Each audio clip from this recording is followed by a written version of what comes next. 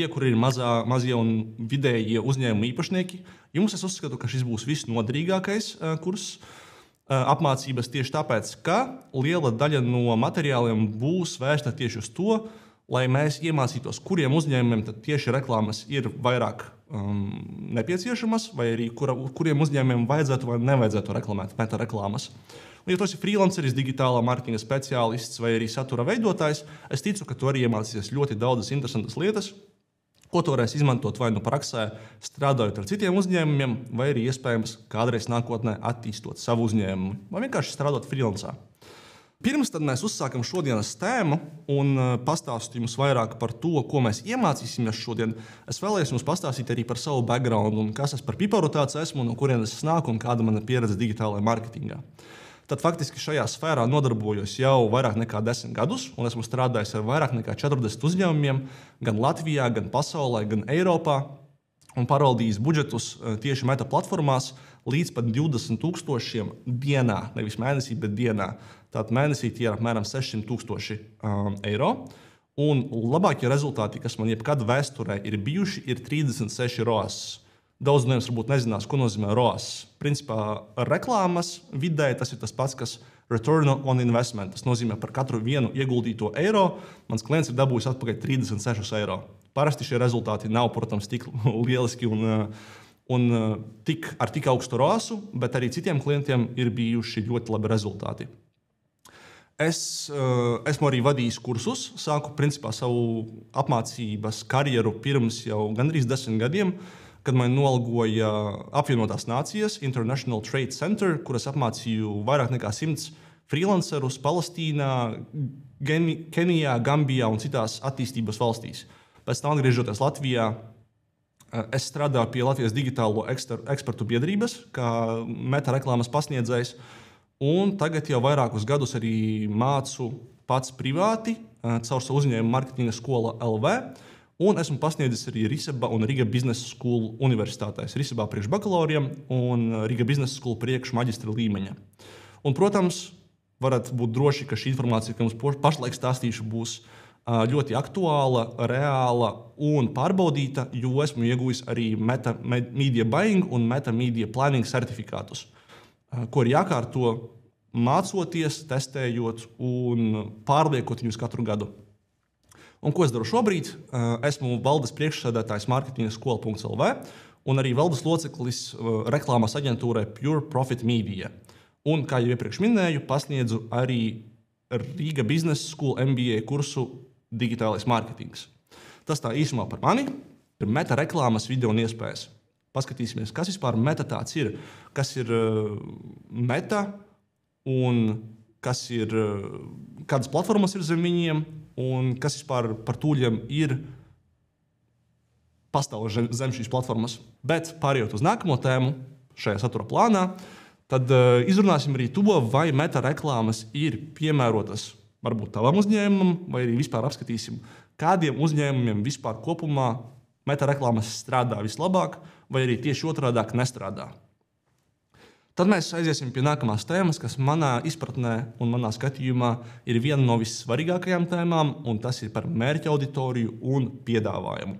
Kas tad tas ir, ko mēs reklamēsim meta reklāmās, un kā izveidot neatvairāmu piedāvājumu, lai cilvēki tiešām klikšķina, iegādājas un kā atšķirties no konkurences.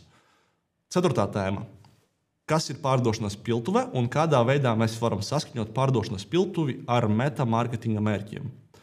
5. Vizuālo materiālu apsvērumi. Šajā gadījumā mēs apskatīsimies, kādā veidā mēs varam izveidot tekstus, kas pārdod, virsrakstus, kas iesaista, un vizuāļus. Protams, vizuāļus, kas pievērš uzmanību un arī uztver šo mūsdienās tik ļoti svarīgo un, kā teikt, iztrūkstošo elementu, kas ir mūsu uzmanība. Jo lielākoties, ja tas ir mārketings, ja tā ir digitālā reklāma, tad visi mēs, kā digitālai marketeri, cīnāmies par mūsu mērķa auditorijas uzmanību. Un tad arī paskatīsimies, kā mēs viņu varam noķert. 7. būs secinājumi, kā arī atbildēšu uz visiem jūsu jautājumiem, kas ir specifiski par šo prezentāciju un meta reklāmām Q&A sekcijā. Un visbeidzot, padalīšos ar resursiem tiem, kas vēlas sasniegt vēl vairāk no meta platformām. Tātad parunāsim pašā sākumā ar kaut ko interesantu, kaut ko pievilcīgu, teiksim tā. Un kas ir šie 3 slaidi, ko es jums vēlos parādīt, šie 3 screenshoti? Tie ir manu bijušo kampaņu rezultāti, konkrēti e-komercijas uzņēmumiem. Un tad iespējams lielu daļu no jums mulsinās šie skaitļi, ko tas vispār nozīmē, kas ir amount spent, kas ir link clicks, purchases, conversions, ROAS, dažādi sarežģīti termini. Tad, kam jums būtu jāpievērš uzmanība šajos slaidos, ir tieši šie skaitļi un indikātori, kas ir apvilkti ar gaiši zilo krāsu. Amount spent, conversion value un ROAS. Un ko tas nozīmē? Pirmais pašā kreisajā malā būs amount spent, cik kampaņā ir ticis iztērēts. Purchase conversion value nozīmē, cik mēs esam ieguvuši no reklāmas naudas vērtībā. Un website purchase ROAS, tas nozīmē, cik esmu atpelnījis par katru eiro, cik reizes esmu pareizinājis, teiksim tā, šo summu. Tātad šajā pirmajā gadījumā mēs esam iztērējuši apmēram 1000 eiro un dabūjuši 36,000 eiro. Un tas nozīmē, ka tas reizinātājs ir 36. Par katru vienu nopelnīto eiro esmu dabūjis atpakaļ 36 eiro, kas ir vienkārši fenomenāla summa. Mūsdienās to ir atkārtot ļoti, ļoti grūti, un es teiktu, pat gandrīz neiespējami, bet zemāk ir vēl 2 piemēri ar 13 un 12 ROAS, līdz kuriem var tikt ar lielisku piedāvājumu, pareizi uzstādītu kampaņu, lielisku produktu, labi atlasītu mērķa auditoriju un izciliem reklāmas kreatīviem. Tad jāatceras, ka Facebook reklāma nav tāda maģiskā burvju nūjiņa, kur tu ieslēdz boost post un pēkšņi tev ir 100 miljonus dažādu pirkumu ar milzīgām summām. Facebook reklāmas ir jāiemācas, ir jāsaprot, kā viņas strādā, kā strādā algoritmus un viss pārējais. Un ja jūs visu pareizi uzstādat, tad arī jūs varat sasniegt šādus rezultātus, jo es to esmu izdarījis. Un šie ir mani screenshoti no maniem klientiem, kas ir reāli praksē veikti. Varbūt jūs jautāsiet, bet vai Facebook reklāmas ir un šādus rezultātus var dabūt tieši priekš un tikai vienīgi priekš e-komercijas veikaliem? Un atbilde ir nē. Facebook reklāmas var izmantot arī pakalpojumu sniedzēji, digitālo kursu veidotāji un citi uzņēmumi. Un šai gadījumā, piemēram, ir piemērs no uzņēmuma Excel Know-how, šeit pat latviešu vietējā uzņēmuma, kuru vadā Ivars Kampis Vanaks, un viņš jau ilgus gadus ir bijis mans klients. Šī ir viena no pirmajām kampaņām, vai varbūt kampaņa, ko mēs pagājušajā gadā bijām launchojuši, līdz galam neatceros, kad tas bija, bet vēlos jums parādīt skaitļus un kā mēs analizējām kampaņas efektivitāti un rādītājus. Un šajā gadījumā kampaņā mēs investējām apmēram 1000 eiro, no kuriem mēs ievācām 2000 e-pastus. Tātad kampaņa bija vērsta uz potenciālu klientu e-pastu ievākšanu, un šajā gadījumā mēs piedāvājām viņiem webināru. Kaut ko ļoti līdzīgu, kā jūs pievērsāties šajā webinārā. Un par katru e-pastu mēs vidēji samaksājām 38 eiro. Un tad no šiem 2000 cilvēkiem 130 no viņiem nopirka šo kursu, kas bija 95 eiro vērts, un tad galā pēc šiem 1000 investētajiem eiro Ivars tika pie 2000 e-pastiem un 130 pirkumiem, kas realizējās 12,000 eiro reālu ieņēmumu. Tātad par katru vidēji vienu iztērētu eiro mēs atpakaļ dabūjām 10,5 eiro. Tāpēc jūs redzat, ka ja mēs pareizi izstrādājam šo pārdošanas piltuvi, izveidojam pareizās reklāmas un saprotam, kas ir mūsu mērķa auditorija un nākam klajā ar lielisku piedāvājumu, nepastāv ne mazākā iespējamība, ka tās reklāmas var neizdoties. Tātad, un par programmām šis viss notiek iekšā Meta Ads Managerī, oficiālajā reklāmu rīkā. Mēs varam paši sastādīt savas kolonnas, ko mēs vēlamies redzēt, piemēram, cik izmaksājas katrs klikšķis, cik izmaksājusi katra konversija, cik izmaksājis katrs pirkums, cik mēs esam investējuši, cik mēs esam naudas atpakaļ dabūjuši. Bet, protams, galvenais ir uzstādīt arī analītiku backendā. Un tas notiek ar Facebook Pixeli, tas notiek ar Facebook Conversions API, bet šis ir tādas sarežģītākas tēmas, ko šajā webinārā nerunāsim. Bet priekš precīzas izsekošanas tas ir ļoti svarīgi un nepieciešams uzstādīt katram uzņēmumam. Tāpēc tagad paskatīsimies un sāksim saprast, kas tad tieši ir Meta, kas ir tās platformas, kas ir viņās pieejamas, kā cilvēki viņus lieto, bet pie tā vairāk neiedziļināsimies tik ļoti, jo mans mērķis jums ir tiešām nodot šodien kvalitatīvu informāciju, kā veidot kampaņas, kādā veidā jāatlasa mērķa auditorija, kā jāizvēlas kreatīvi un tam līdzīgi. Bet tāpēc īsumā, tad Meta kādreiz saucās Facebook, un zem Metas pašlaik pastāv 4 programmas, aplikācijas, kas ir Facebook, Instagram, WhatsApp un Messengeris. Un, kad mēs skatāmies par auditoriju, ko mēs varam izveidot un kam mēs varam rādīt reklāmas, mēs lielākoties skatāmies uz šīm visām platformām kopā, izņemot WhatsApp, jo WhatsAppā reklāmas nevar rādīt. Bet, ja mēs vēlamies rādīt mūsu mērķa auditorijai mūsu reklāmu un pārdot mūsu preci vai pakalpojumu, mēs viņus varam rādīt gan Facebookā, gan Instagramā, gan Messengerī. Un tad varbūt ir jautājums, cik tā cilvēkus mēs varam sasniegt šajās platformās, jo kurš gan mūsdienās vairs izmanto Facebook vai ne? Tad jāatceras to, ka, kā jau es iepriekš minēju, tas nav tikai Facebook, tas ir arī Instagram, tas ir arī Messengeris, un tad visā pasaulē Meta platformā pieejamo cilvēku skaits joprojām turpina augt, kas ir vidēji pasaulē 3,2 miljardi lietotāju, tātad gandrīz puse no visiem pasaules cilvēkiem lieto Meta platformas. Amerikā, kas ir vispopulārākais tirgus visā pasaulē ar visaugstāko pirktspēju, ir 250 līdz 260 miljonu lietotāju, un Latvijā kopā ir apmēram 1 miljons unikālu lietotāju. Un ir bieži aizspriedumi par to, ka lielākoties Facebook jau lieto tikai veci cilvēki, un ko tad es tur reklamēšos, tad jāatceras to, ka ir tas demografiskais sadalījums visās platformās kopā. Un tad lielākā daļa Latvijā un pasaulē ir cilvēki patiesībā līdz 34 gadiem. Un vecāka gadu gājuma cilvēki, kas ir 55 plus gadi, ir pasaulē apmēram 16–17%, Amerikā mazliet vairāk 20% un Latvijā arī 17%. Un skatoties uz demografiskajiem rādījumiem, pasaulē vairāk ir vīriešu Facebookā un mazāk sieviešu, bet Latvijā un Amerikā interesanti, ka vairāk ir sieviešu un mazāk vīriešu. Arī Latvijā kā tādā, man liekas, vispār kopēji vairāk ir sieviešu un mazāk vīriešu, tāpēc laikam jau angļu valodā teikt makes sense. Un tāpēc, ja jūsu mērķa grupa ir kādā no šīm vecuma grupām un potenciāli iespējams vairāk sievietes Latvijā, tad jums noteikti iesaku apsvērt izmantot Meta platformas priekš mērķa auditorijas sasniegšanas. Paskatīsimies tagad par Meta nozīmi digitālajā mārketingā. Kas ir tieši šīs platformas galvenās funkcionalitātes, kā mēs viņu varam izmantot, kas ir tās labākās opcijas, ko darīt, ko nedarīt un tam līdzīgi, un kas vispār ir pieejams Meta reklāmas platformās, ko es tur varu darīt. Tātad jāatceras to, ka Metai ir dominējošā tirgus daļa, tad viņi ir vislielākais sociālo mediju platforma visā pasaulē.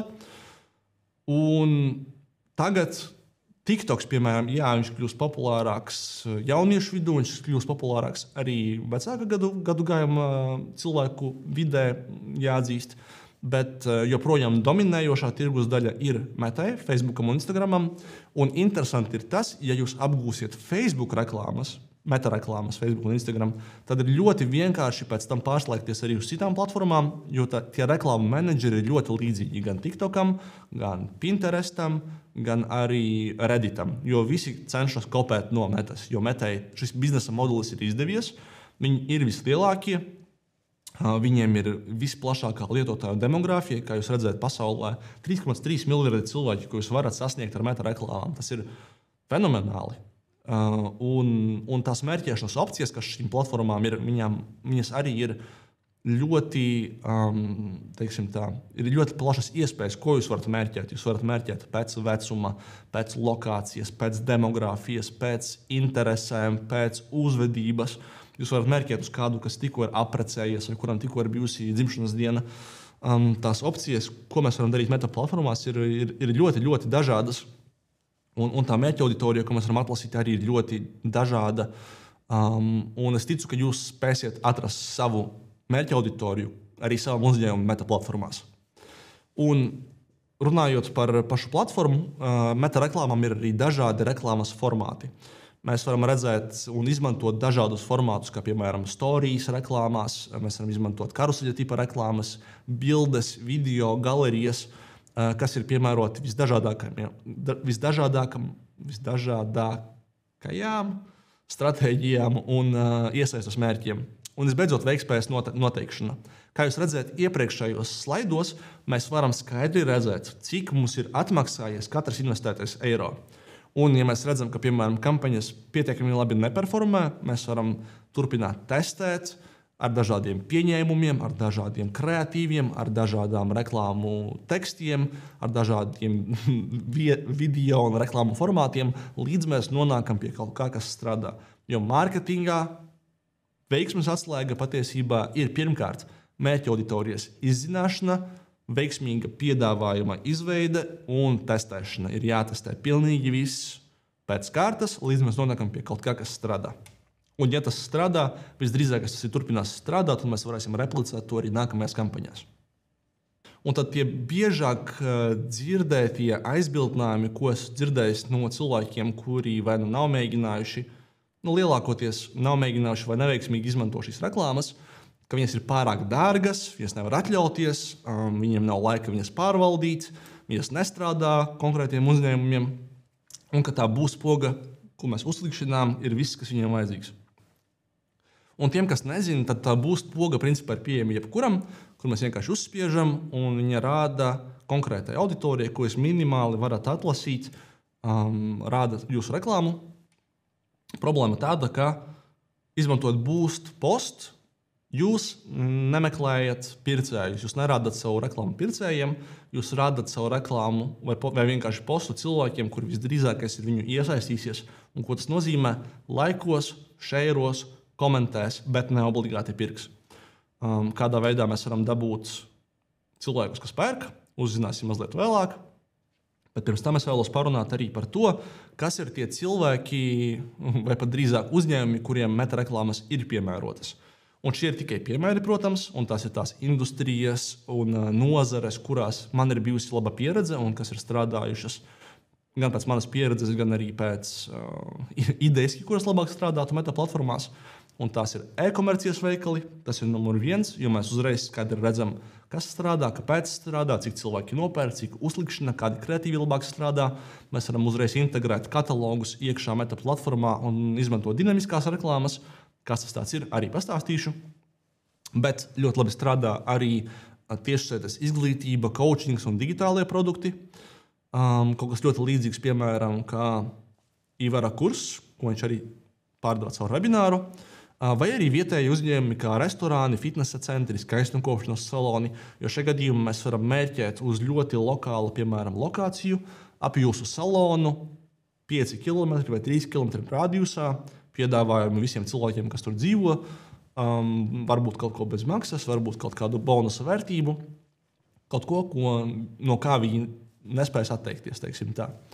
Un, protams, uzņēmumi ar vizuāli pievilcīgiem produktiem un pakalpojumiem. Jāatceras to, ka meta reklāmas ir ļoti vizuālas, ir īpaši, piemēram, Instagram platformā. Un, ja mēs salīdzinām, piemēram, Facebooku ar Google, tad Google cilvēki parasti meklē lietas, kad viņi jau zina, ka viņiem ir kaut kāda konkrēta problēma, un viņi cenšas meklēt tur risinājumu. Tātad viņiem ir problēma, centīšos iegooglēt, kā to atrisināt, varbūt atradīšu kādu uzņēmumu, kas risina manu problēmu, un iegādāšos viņa preces. Facebookā un Instagramā cilvēki parasti nesēž, lai iegādātos kaut ko, vai ne? Jo Facebook un Instagrams mums ir brīvā laika pavadīšanas brīdis. Paskrolēsim, paskatīsimies kaķus, izklēdēsimies, un mēs neesam tajā shopping mindsetā. Tas nozīmē, ka mūsu kreatīviem un tīpaši uzņēmumiem, kuriem ir pievilcīgi produkti vai pakalpojumi vizuāli, ir ļoti laba iespēja parādīt šos pakalpojumus vai produktus darbībā. Un ļoti labi, ja šis saturs izskatījās pēc organiska satura. Kā to panākt, arī pastāstīšu mazliet vēlāk. Pirms tam pastāstīšu par to, kuriem uzņēmumiem labāk neizmantot meta reklāmas. Vai arī, ja izmantot, tad vajag pienākt no ļoti specifiska aspekta. Jo, kā jau es minēju, tad Facebookā var reklamēties gandrīz pilnīgi jebkurš uzņēmums, bet ne obligāti katram uzņēmumam būs labākie rezultāti. Un kas nestrādā vai nestrādā tik labi, vai arī nestrādā tad, izņemot tad, ja tu veic konkrētas optimizācijas, ir šie 4 tipi, ko esmu atlasījis. Noteikti ir arī citi, bet lielākoties tie ir konkrēti nišas biznes-to-biznes pakalpojumi ar ilgu pārdošanas ciklu, jo pirmkārt ir daudz sarežģītāk atlasīt šādu mērķa auditoriju, lēmuma pieņēmumus priekš B2B uzņēmumiem, un vēl, ja viņus ilgi jāpārdod, tad sarežģīti. Izņēmums varētu būt tad, ja tas produkts, ja mēs, piemēram, reklamējam kādu lead magnet, kādu produktu ar papildus pievienoto vērtību, kā piemēram bezmaksas konsultācija, coachings, webinārs, e-grāmata un tam līdzīgi. Un pēc tam mēs viņus uzsildām caur e-pastu kampaņām, dodam papildus vērtīgu informāciju, un tad varbūt tas strādātu. Nākamais ir regulētās nozares, kripto, farmācija, alkohols. Tātad kaut kas, ko mēs nedrīkstam īsti reklamēt meta platformās. Ir dažādas tehnikas, kā to var apiet, bet es to tāpat iesaku nedarīt. Jo, piemēram, reklamēt alkoholu, jā, tas ir pret meta standartiem, reklamēt kriptovalūtu vai farmāciju, tas ir arī pret meta standartiem. Ir dažādas tehnikas kā cloakings, kur mēs varam paslēpt linkus, apslēpt mājaslapas un tam līdzīgi, bet tas ir sarežģīti un jāuzmanās, protams, vienmēr pastāv risks, ka lapa tiks nobloķēta un tam līdzīgi. Un tad arī dažādi veidi, kā to apiet, bet es neesmu šeit, lai jums to reklamētu. Pie nākamajiem 2 uzņēmumiem ir juridiskie un grāmatvedības pakalpojumi. Tātad kaut kas garlaicīgs, kaut kas nevisai interesants, kaut kas vizuāli nepārāk pievilcīgs.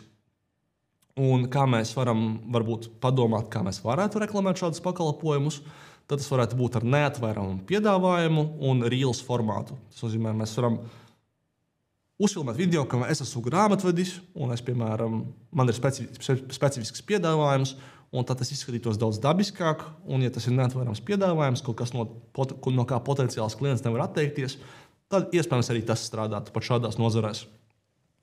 Un visbeidzot, ikdienas preces, kā flīzes vai lāpstas vai jebkas cits, ko mēs varam nopirkt, piemēram, depo kā rautā vai mego, mēs visdrīzākais nepirksim viņu Facebookā, jo ir pārāk liela konkurence, tieši šie produkti ir pārāk vienkārši, jā, ir vienkāršāk aiziet uz veikalu un iegādāties šīs preces tā vietā, lai to darītu Facebookā. Kā jau iepriekš minēju, meta reklāmas nav maģiskā burvju nūjiņa, kas garantēs jums vienmēr peļņu un labu atgriezenisko saiti un uzreiz tūlītējos rezultātus. Mums, kā uzņēmumiem, kā uzņēmējiem vai digitālā mārketinga speciālistiem, ir laikus jāsagatavojas. Pirms mēs laižam jebkādas reklāmas meta platformās. Vai vispār reklāmas kā tādas?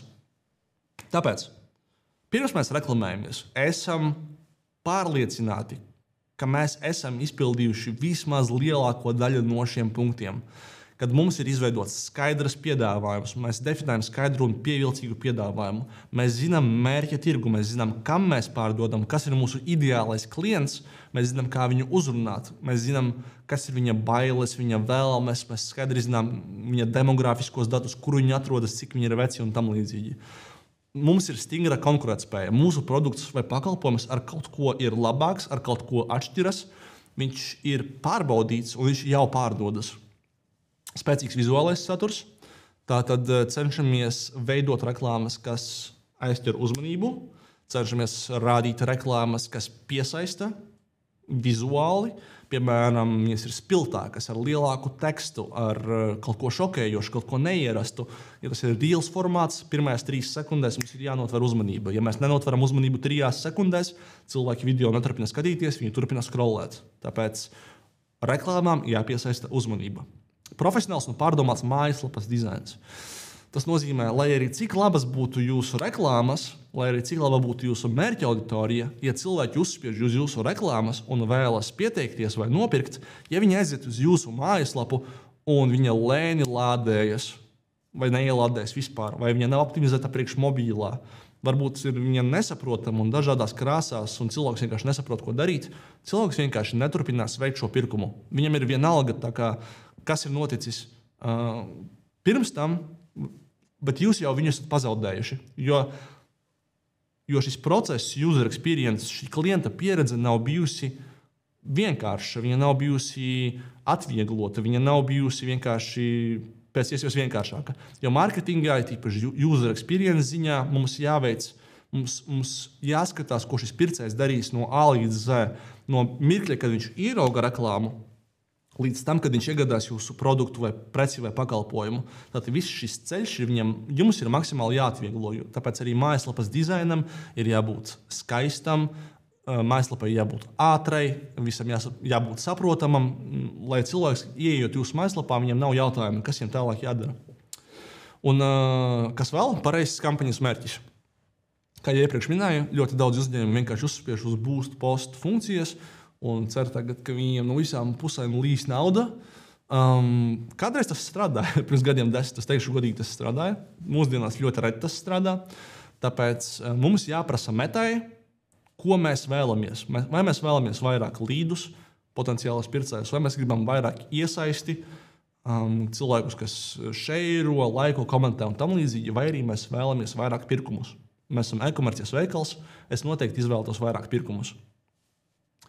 Un jā, Meta mums dos to, ko mēs prasām, jo Metas algoritmi ir tik spēcīgi un tik kvalitatīvi un tik tas machine learnings ir tik ļoti advancēts, ka Meta algoritms zina skaidri, kas ir tavs potenciāls pircējs, kā viņš izmanto Meta platformas, kas ir viņai intereses, vai viņš pērk vai nē, ka viņš radīs tās reklāmas tieši tiem cilvēkiem, kur visdrīzākais iegādāsties.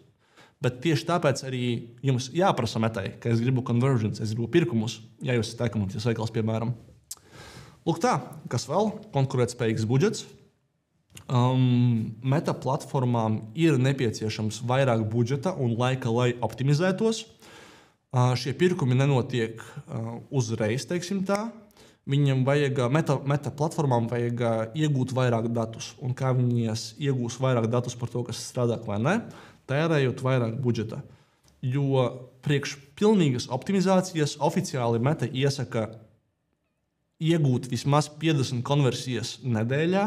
Tātad vismaz 50 šīs vērtīgās darbības, uz kurām mēs vēlamies optimizēt, līdz kampaņa paliek optimizēta. Un priekš tā ir nepieciešams lielāks budžets.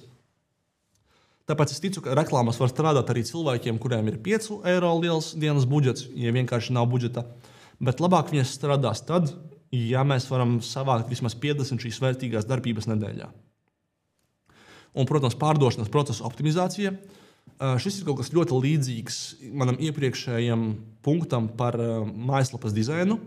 Jo, piemēram, ja mēs esam pakalpojumu sniedzējs, vai arī mēs esam kāds lokālais bizness, un mums nav e-komercijas kampaņa, kur mēs pārdodam konkrētu budžetu pa tiešsaitē, varbūt mēs varam ievākt e-pastus apmaiņā pret kādu piedāvājumu. Tad mums vajag būt drošiem un pārliecinātiem par to, ka viss process pēc šīs e-pasta ievākšanas arī ir noslīpēts.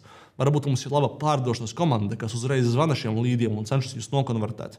Varbūt mums ir laba e-pasta sistēma, kas pēc tam turpina izsūtīt kvalitatīvu saturu e-pastā, uzsildot šo mērķa auditoriju, lai pēc tam mēs varam viņiem piedāvājumu kādu konkrētu aizsūtīt. Tāpēc arī šim aspektam ir jābūt noslīpētam. Un visbeidzot sekošana rezultātiem. Neatliek vienkārši palaist kampaņu, uzstādīt un uzspiest start, launch campaign. Mums vajag arī sekot līdzi, kas notiek tālāk. Mums vajag testēt, mums vajag saprast, kas strādā, kāpēc strādā, kuri kreatīvi labāk strādā, kuras mērķa auditorijas labāk strādā. Un pēc tā mēs arī varam saprast un optimizēt un balstīties uz konkrētiem pieņēmumiem, ko mums darīt nākotnes kampaņās, lai nākotnes rezultāti būtu vēl labāki. Runājot par e-komerciju, šis ir visdrīzākais populārākā niša, kam izmantot Facebook reklāmas, jo, kā jau es iepriekš minēju, mēs skaidri redzam, cik katras investētās eiro vai dolārs reklāmā mums ir atmaksājies. Un šajā gadījumā mēs varam izmantot vai nu conversions reklāmas, vai nu dinamiskās kataloga reklāmas. Kas ir katra? Ja jūs esat no e-komercijas, jūs gan jau ka zinat, bet pārējiem pastāstīšu, tad conversions reklāmas lielākoties ir vērstas uz viena konkrēta produkta pārdošanu. Tas varbūt arī vairāki produkti, piemēram, kolekcijā, bet lielākoties priekš conversions parasti izmanto priekš tā saucamā hero produkta reklāma. varoņa produkta. Kas viņš tāds ir, man būs nākamais slaids.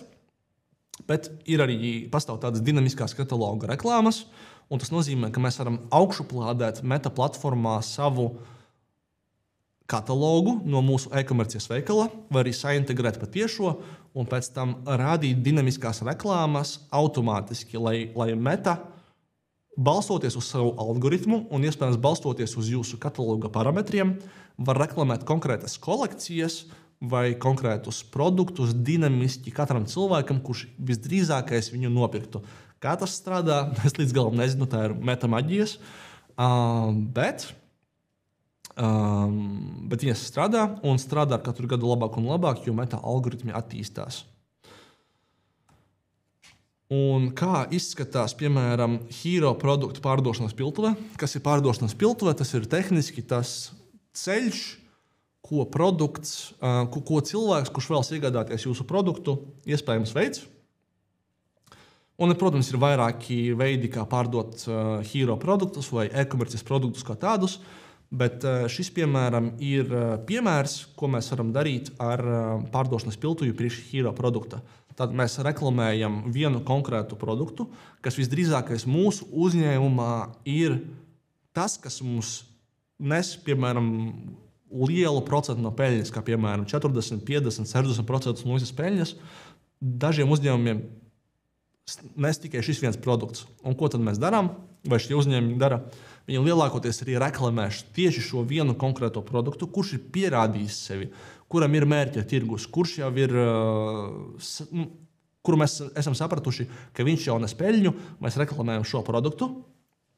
Un ko mēs darām tālāk? Ar to viss nebeidzas. Pēc tam landing page'ā šajā mājaslapā mēs vēl varam piedāvāt dažādus upsellus, downsellus un crosssellus. Un kas tas tāds ir? Piemēram, mēs varam piedāvāt kā upsell šo pašu produktu, bet viņa labāku advancētu versiju. Padomāsim, piemēram, par Samsung Galaxy S24. Cilvēks ieiet apskatīties viņu, un kā upsells būtu, mēs tagad viņam piedāvājam Samsung Galaxy S24 Ultra ar nezinu, visādiem krūtām foršām funkcijām. Un, ja cilvēks to negrib, mēs varam, un cilvēks vispār domā, varbūt Samsung Galaxy S24 nemaz nav priekš manis, un viņš jau iet projām, tad mēs varam piedāvāt downsell, tad kaut ko lētāku. Hei, kur ir Samsung A54, varbūt tu gribi kaut ko par 200 eiro, nevis par 1000 eiro, un tad varbūt viņi nopirks to. Kas ir cross-sells? Ir pie tā produkta, ko cilvēks pašlaik iegādājas, piedāvāt viņam papildus produktus, kā piemēram, hei, uzreiz ar savu telefonu nopērc papildus vāciņu, varbūt nopērc aizsargs stikliņu, un šādā veidā mēs varam palielināt savā vidējā groza lielumu. Tātad, lai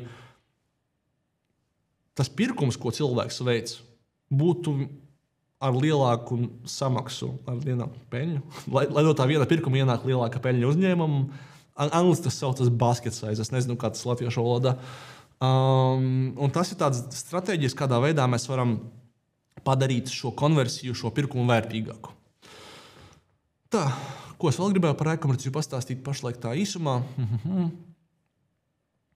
Jā, tad šis ir priekš Hero produktu, priekš uzņēmumiem ar vairāk produktiem, ar piemēram katalogu un tam līdzīgi. Es iesaku noteikti notestēt dinamiskās katalogu reklāmas un sortēt viņas pēc cenām, pēc kolekcijām, vai tie ir apavi vai apģērbi, varbūt pēc sezonalitātes, vai tas ir rudens apģērbs vai ziemas apģērbs un tam līdzīgi. Un mūsdienās arī Meta ir jaunas funkcijas, ka mēs katalogos varam pat taisno dinamiski parādīt overlays, lai automātiski parādās, kuriem produktiem ir atlaides, kuriem produktiem, piemēram, ir limitēts daudzums, un tas viss tiek uzreiz automātiski augšuplādēts dinamiski no kataloga, ar ko, cerams, jūsu veikals ir sakonektēts. Un tagad mazliet vairāk par priekšpakalpojumu sniedzējiem, šis būs interesantāk. Tātad, un arī lokālajiem uzņēmumiem. Tātad pakalpojumu sniedzēji, lokālie uzņēmumi, iespējams digitālai produkti arī un kursu sniedzēji. Tātad šis viss ir priekš jums. Un tā ir potenciāla klientu piesaiste, lead generation reklāmas. Kas tas tāds ir? Tās ir tās reklāmas, ar kurām jūs cenšaties ievākt datus par saviem klientiem, potenciāliem klientiem. Un jūs viņiem dodat kādu vērtību, kādā gadījumā, piemēram, arī šis webinārs ir lead generation. Jo apmaiņā par šo informāciju, ko es jums dodu, jūs man iedodat savu e-pastu. Un ko jūs tālāk varat darīt? Šos potenciālos klientus jūs varat uzsildīt ar e-pastiem, jūs varat nodot viņus savām pārdošanas komandām, lai pēc tam viņiem pārdot kādu produktu pakalpojumu. Jūs frizieris, jūs varat uzreiz nobukot kādu konkrētu dienu vai datumu, kad cilvēks vēlas pie jums griezt matus. Vai varbūt tas ir ļoti interesants piedāvājums priekš skaistumkopšanas saloniem, priekš džimiem un tam līdzīgi. Un jūs varat arī Facebook lead reklāmas integrēt ar savu CRM, ja jums tāds ir, kur jūs varat pēc tam šos cilvēkus salikt kopā un paskatīties, cik tālu viņi ir tikuši pārdošanas ciklā. Vizuāli, piemēram, on Facebook reklāmas izskatās šādi. Tas nozīmē, ka cilvēkam pat nav jāpamet Facebook platforma.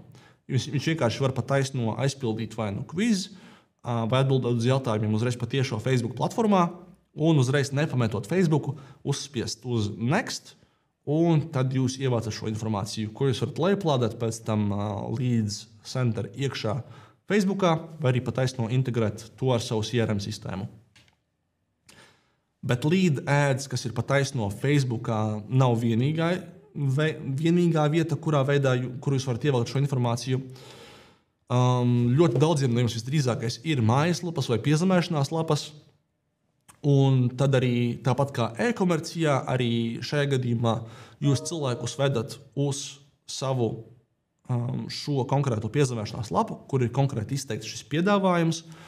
Un ir svarīgi, tāpat kā e-komercijā, tā arī pakalpojumu sniedzējiem un lead generation, lai tā lapa, ko redz jūsu klients, ir optimizēta, lai viņā ir redzams skaidrs un kodolīgs vērtības piedāvājums, lai ir skaidrs aicinājums uz rīcību, viegla navigācija bez liekiem elementiem, lai redzamas citu klientu atsauksmes, varbūt pirms un pēc un tam līdzīgi, lai pārliecinātu šos cilvēkus iegādāties pēc tam produktu vai pakalpojumu, bet primāri jau atstāt savu e-pastu, lai pēc tam jūs varat ar viņiem sazināties vai ar e-pastu, vai telefonu un tam līdzīgi.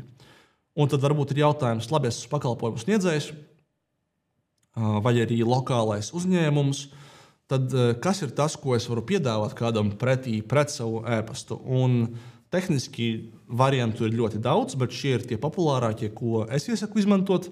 Un tās ir bezmaksas e-grāmata, bezmaksas reģistrācija webināram, tā var būt bezmaksas konsultācija, atlaides kupons, varbūt bezmaksas izmēģinājums un vēl visnedažādākās lietas, ko jūs vēl varat iedomāties. Bet pats galvenais ir tas, ka tas jūsu potenciālajiem klientam sniedz vērtību, lai tas atrisina viņu problēmu vai arī piepilda kādu no viņu vēlmēm. Lai tā informācija, ko jūs viņam dodat, tiešām ir vērtīga. Lai viņš kaut ko jaunu uzzina, kaut ko jaunu iemācās. Jo tikai tad, ja jūs dosiet saviem klientiem potenciālajiem vērtību, tikai tad viņi jums spēs uzticēties un iespējams arī kaut ko tālāk no jums iegādāties.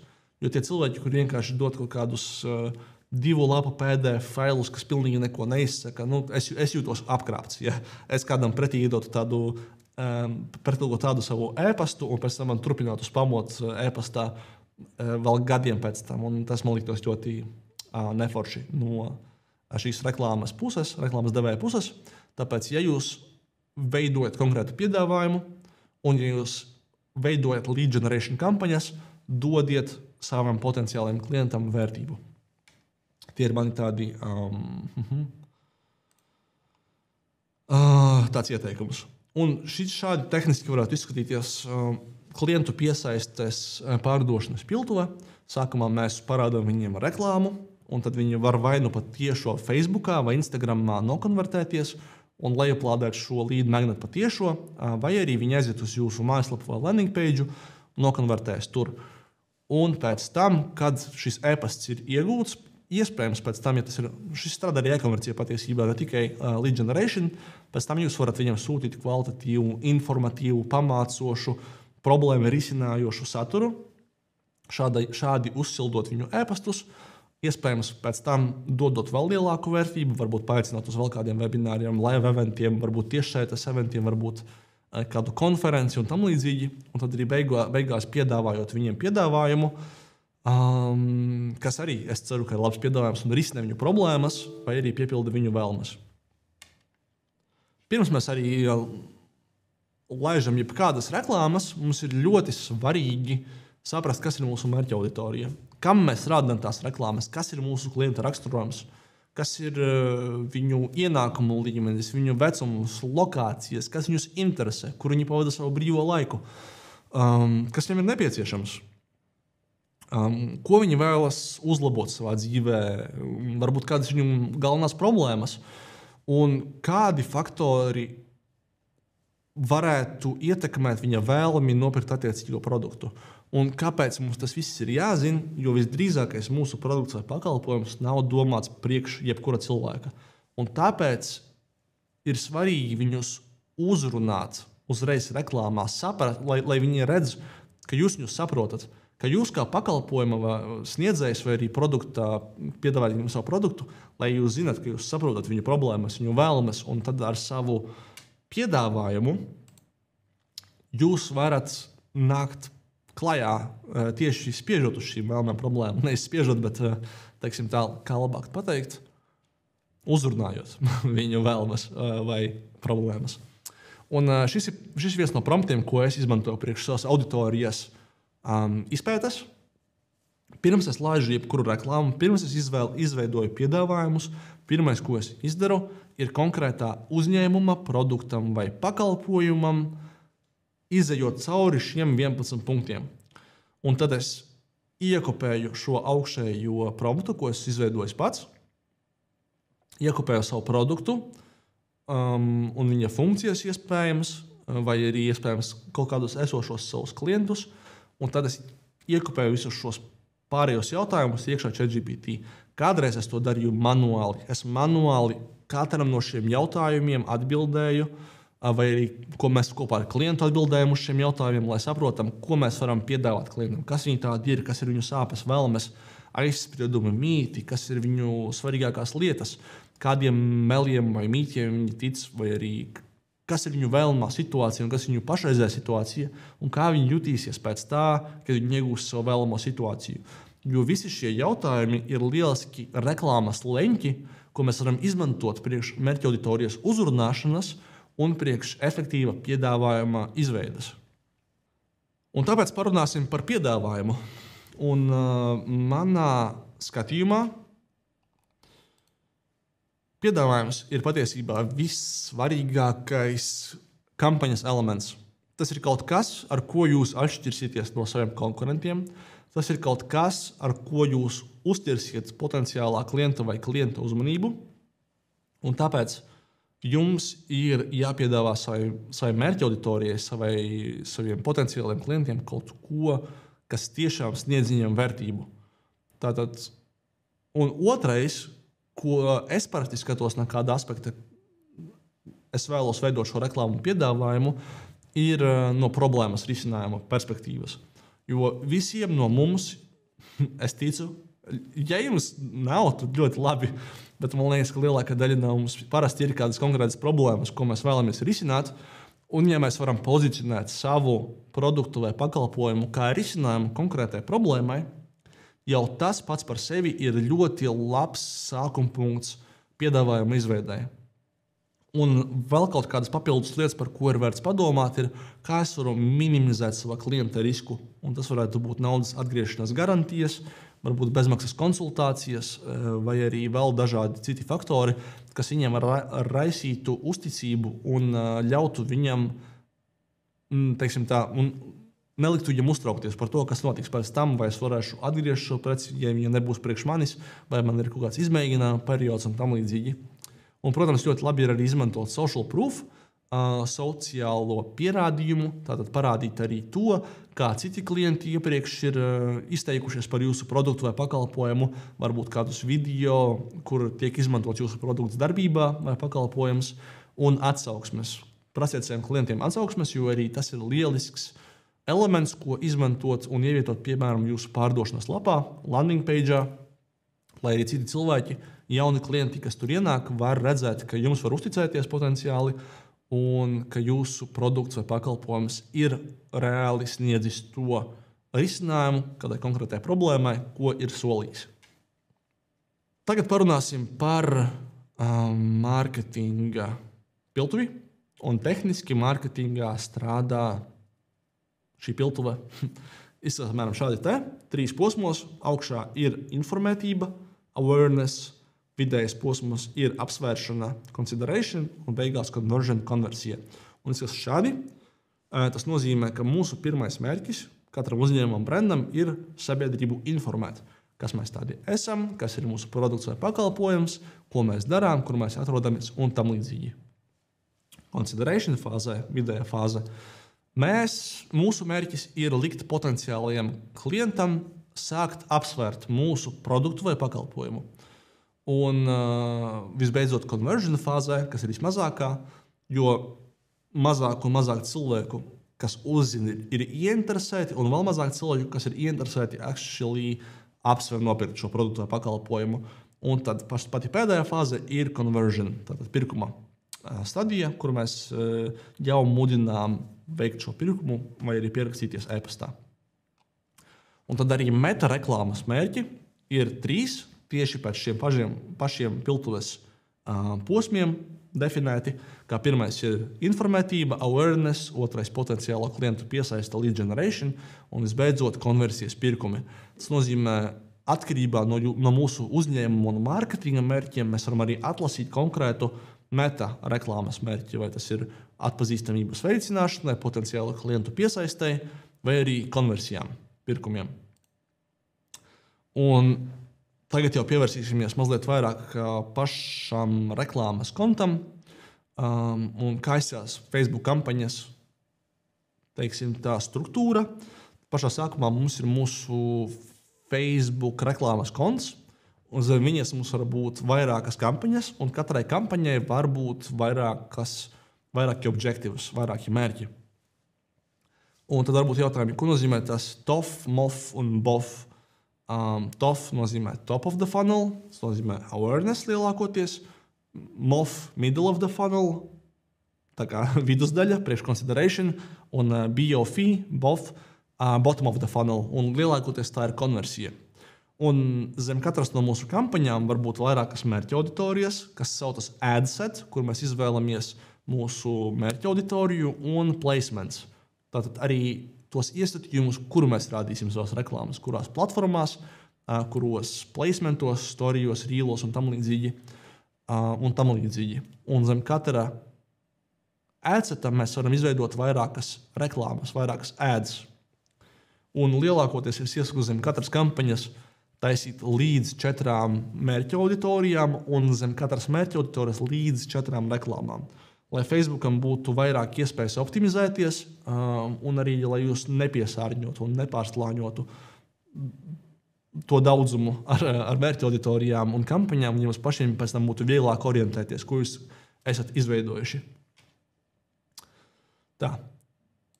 Un tālāk kampaņa.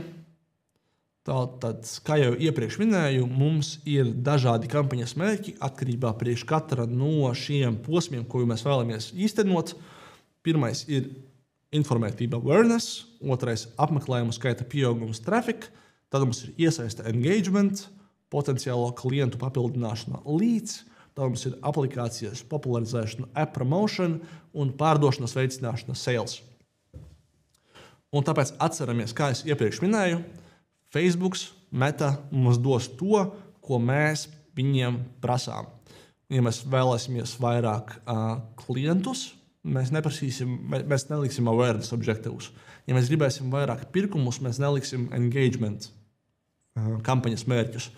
Un tāpēc šajā gadījumā uzņēmumi, kuri boosto postus un cer, ka viņu internetu veikalā būs vairāk konversijas, tas var notikt, bet noteikti tas nebūs tik ļoti optimizēti, kā izmantojot pārdošanas kampaņas, conversions, jo boost post pamatfunkcija ir engagement. Tad vienkārši atlasīt cilvēkus, kas vairāk iesaistīsies. Mēs varam izmantot arī 3 dažādas mērķa auditorijas, jaunu mērķa auditoriju, pielāgotu auditoriju un līdzīgu auditoriju. Jauna auditorija ir visi cilvēki, ko jūs varat atlasīt meta sistēmā. Pielāgota auditorija ir visi cilvēki, ko jūs varat atlasīt no saviem datiem, priekš remarketinga, piemēram, cilvēkus, kas ir apmeklējuši jūsu mājaslapu, bet nav iegādājušies jūsu produktu, cilvēki, kur ir ar jums iesaistījušies Facebookā vai Instagramā, piemēram, pēdējās 30 dienās, kādi, kas ir e-komercijas veikalā ielikuši grozā, bet nav nopirkuši, un tad mēs varam atkārtot, remarketēt viņiem jūsu produktus vai pakalpojumus, jo viņi jau ir izteikuši interesi, bet nav līdz galam nokonvertējušies. Un līdzīga auditorija ir cilvēki, kuri ir līdzīgi šiem custom audience, ko mēs varam izveidot meta platformās. Piemēram, ļoti spēcīga lookalike audience būtu izveidot 1% mērķa auditoriju no visas Latvijas, vai drīzāk no Amerikas, visiem jūsu labākajiem pircējiem. Un tas strādā ļoti labi, jo tad Facebook algoritms apstrādās šos datus un piemeklēs viņam pēc iespējas līdzīgākus cilvēkus, kuri arī visdrīzākais nokonvertēsies. Un reklāmu komplektos AdSet mēs arī varam mērķēt, mēs varam paskatīties, kur izvietot šo reklāmu, kādu budžetu mēs liekam iekšā un laika plānojumu. Vai mēs vēlamies, lai tā kampaņa strādā neierobežotu laiku, varbūt uzlikt viņiem beigu datumu, vai arī uzreiz automātiski likt, piemēram, ka viņi strādās no šī laika līdz šim laikam, vai arī ar konkrētu dienas budžetu. Tad to visu mēs darām AdSet līmenī, mērķa auditorijas atlases posmā. Un runājot par reklāmu formātiem, arī ir ļoti daudz formāti. Populārākie ir attēlu reklāmas, video reklāmas, karuseļa reklāmas un kolekciju reklāmas. Karuseļu un kolekciju reklāmas laikam populārākas būs e-komercijas veikaliem, bet kaut kas, ko es noteikti visiem pašlaik iesaku izmantot, ir video reklāmas, un tīpaši Reels formātā, jo tas ir tas, kas pašlaik joprojām turpina augt, un ja jūs to darat, tad atcerieties, kā aizķirt uzmanību pirmajās 3 sekundēs. Par to arī parunāsim mazliet vēlāk. Un par to, kur mēs varam rādīt savas reklāmas, arī ir dažādi izvietojuma opcijas. Tas var būt laika joslā, storijos un rīlos, video formātos, meklējumu rezultātos, ziņās, rakstos un aplikācijās.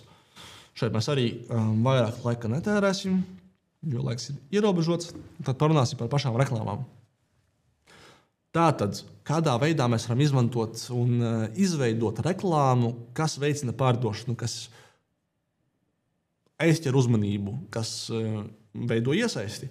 Un tad, principā, ir 4 dažādi soļi, ko es iesaku apskatīt. Un pirmais ir spēcīgs virsraksts. Kāpēc spēcīgs virsraksts? Jo virsraksts aizķer interesi un ieinteresē cilvēkus. Jo, ja mēs skatāmies pēc psiholoģijas, tad pirmais, ko cilvēki vispār ierauga, ir vizuālis. Tad video vai attēls vai karuselis. Tas ir tas, ko viņi ierauga, tāpēc viņiem ir jāpievērš uzmanība un jānotur tā uzmanība.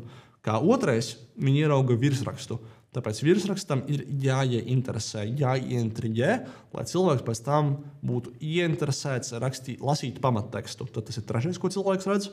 Un ja pamatteksts viņus ir ieinteresējis skatīties kaut ko tālāk, tad viņi uzspiež uz pogas, kas ir numur 4. Un katram no šiem punktiem ir sava loma šajā izvēles izdarīšanas procesā, un tāpēc nedrīkst pieļaut, ka kāds no šiem elementiem nav noslīpēts, tāpēc es iesaku vienmēr testēt pēc iespējas vairāk elementus. Katrā savā kampaņā vismaz 4 aicinājumus uz darbības, 4 virsrakstus, 4 tekstus un 4 vizuālos elementus kā minimums, lai pēc tam Facebook viņus var miksēt, lai var apsīties, kas strādā labāk, un lai arī jūs nākotnē saprotat, kas strādā un kas nestrādā.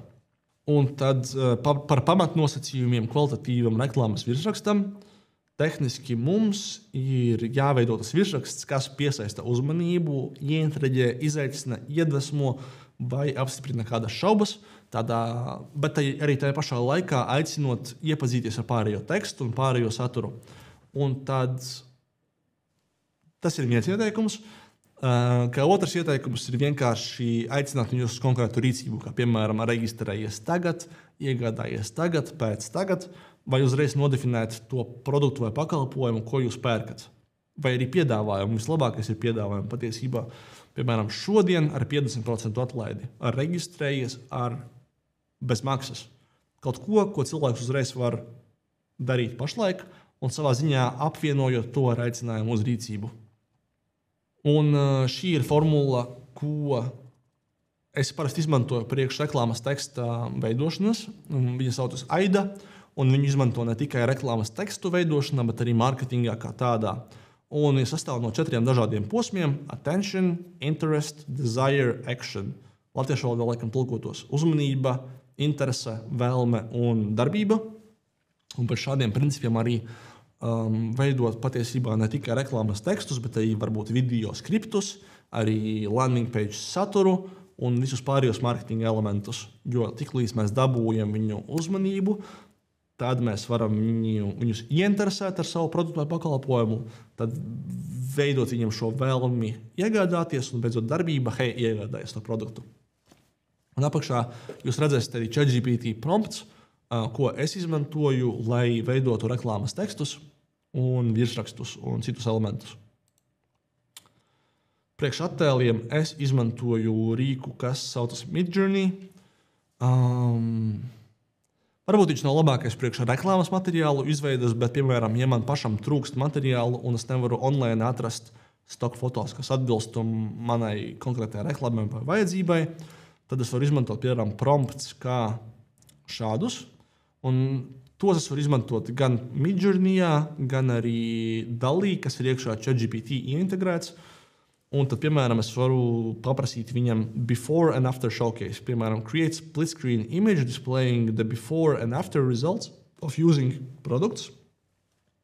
The after side should radiate brightness and cleanness, showcasing subtle yet significant improvements. Tad kā izskatījās pirms, kā izskatījās pēc tam ar jūsu produktu. Nevienmēr, protams, viņš zinās, kas ir jūsu produkts un kā viņu pareizi attēlot. Tāpēc viņš nav, kā jau minēju, labākais veids, kā veidot tīpaši konkrētiem produktiem bildes. Jo vislabāk ir, ja jums, protams, ir savas profesionālas bildes. Ja nav, tad online kādos direktorijas arī var atrast dažādas bezmaksas bildes. Bet, ja jums vēlaties kaut ko interesantu parādīt, kaut ko neieredzētu, tad jūs varat arī vienkārši izmantot AI un izmantojot AI, izveidot šīs bildes. Un, kad viņas ir izveidotas, tad es parasti izmantoju rīku, kas saucas Canva. Canva ir mans mīļākais grafiskā dizaina rīks. Kādreiz es izmantoju Photoshopu, bet pašlaik Canva, man liekas, man sniedz lielāko daļu funkcionalitātes, ko es vēlos. Un šeit es pat varu izmantot konkrētus templatus, ievietot savu bildi un apstrādāt viņu pēc nepieciešamības. Par video mārketingu arī īsumā praktiski tas mērķis ir pirmajās 3 sekundēs noķert jūsu mērķa auditorijas uzmanību, jo, ja tas nenotiks pirmajās 3 sekundēs, tad vienkārši cilvēks, kā jau iepriekš minēju, neturpinās skatīties jūsu video, jūs vienkārši turpinās scrollēt un jūs viņus esat pazaudējuši. Tāpēc pirmajās 3 minūtēs uztaisim hook. Un ja jūs nav ideju, ko jūs gribat radīt savā video marketingā, jūs arī ChatGPT varat uzjautāt, hey, create me a script for this product, start with a hook, un tad viņš arī zinās, ka jūs gribat, lai šim skriptam sākums būtu ar hook, lai aizķeras šis video un viņi redz pārējo video sadaļu, kas varētu būt vai nu piedāvājums, vai arī iespējams kaut kādas dažādas funkcijas, ko jūsu produkts vai pakalpojums pilda. Par to, ko jūs radīsiet savā video, es domāju, ka vai nu jūs paši zināsiet labāk, vai arī ChatGPT varēs jums dot konkrētas idejas. Tālāk par budžetu un mācīšanās fāzi. Kā iepriekš minēju, Facebookam vajag 50 konversijas nedēļā, lai viņš optimizētos, un sākumā rezultāti var būt dažādi, varbūt augstāki, zemāki pa laikam. Ne katru dienu būs līdzīgi, bet pēc tām 50 konversijām rezultāts būs nokalibrējies, un tad jau es ticu, ka joprojām būs dienas, kad rezultāti būs dažādi, bet vidējais rādītājs, piemēram, nedēļas griezumā vai dažu dienu griezumā, parasti būs tāds pats.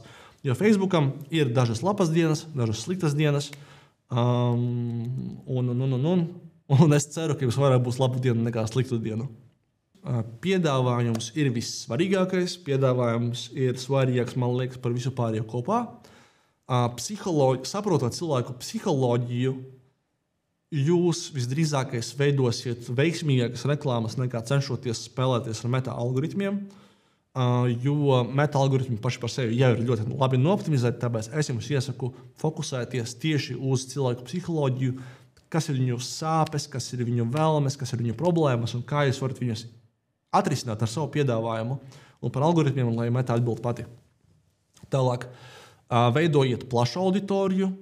Plaša auditorija mūsdienās ir labāka nekā šaura auditorija, jo meta pikselim, meta algoritmiem viņiem ir vairāk iespēju optimizēties, viņiem ir vairāk, teiksim tā, vietas, ar ko spēlēties un vairāk informācijas, ko izmantot. Jo jūs izvēlaties ļoti šauru mērķa auditoriju, nevienmēr jūs viņu arī pareizi atlasīsiet.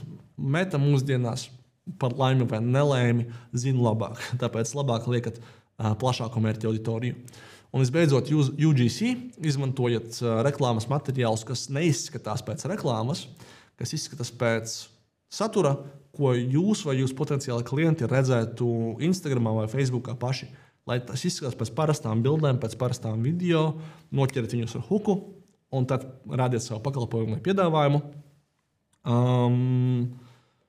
Jā, jo tādā veidā cilvēki nejutīsies, ka jūs viņiem uzbāžaties ar reklāmām, bet varbūt jūs tiešām arī varat savu reklāmu padarīt par kaut ko interesantu, par kaut ko, kas sniedz vērtību, par kaut ko, kas jūs ieintereģē vai uzjautrina vai iespaido un tam līdzīgi.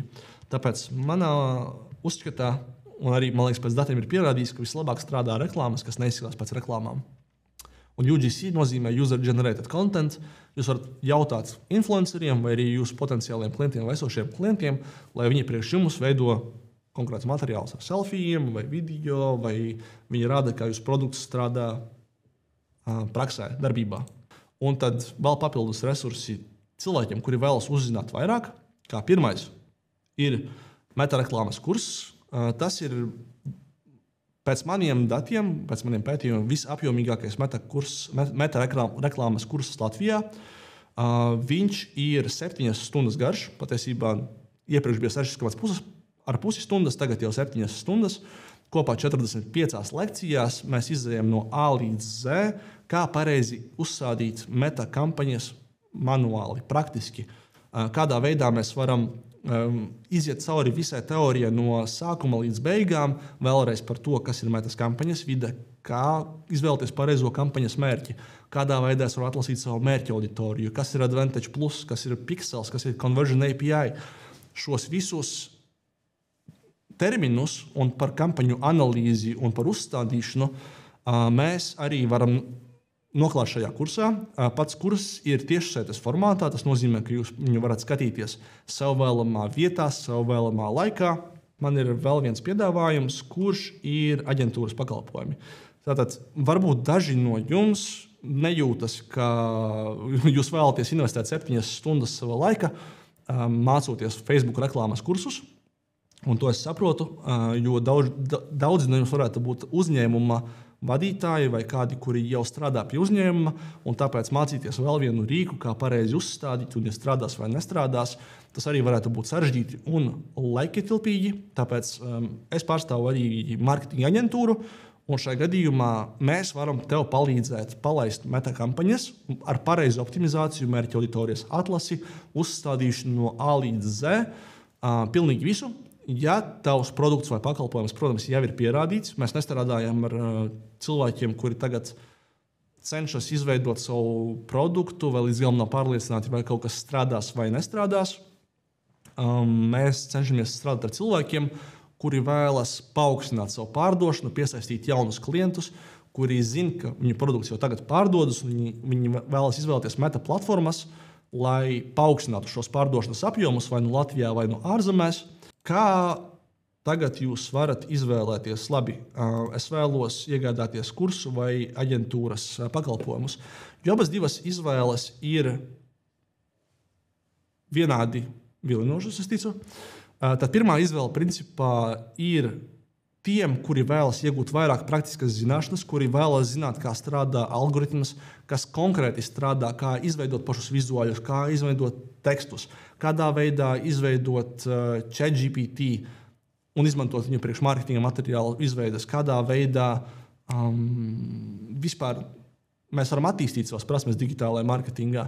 Un, ja tu esi freelanceris vai digitālā mārketinga speciālists, vai arī tev ir jauns produkts, ko tu pats vēlies testēt, un tev nav līdz 1000 eiro liela budžeta, tad labāk iegādājies kursu par puscenu, 145 eiro, iemācies to darīt pats.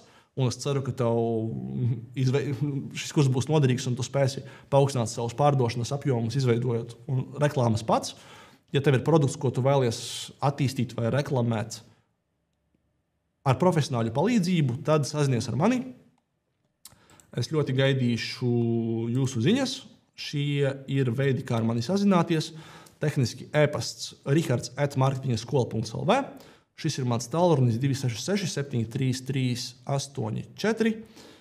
Un Instagramā man var followot kā rihards.z un marketingaskola.lv. Un mājaslapas marketingaskola.lv un Pure Profit Media.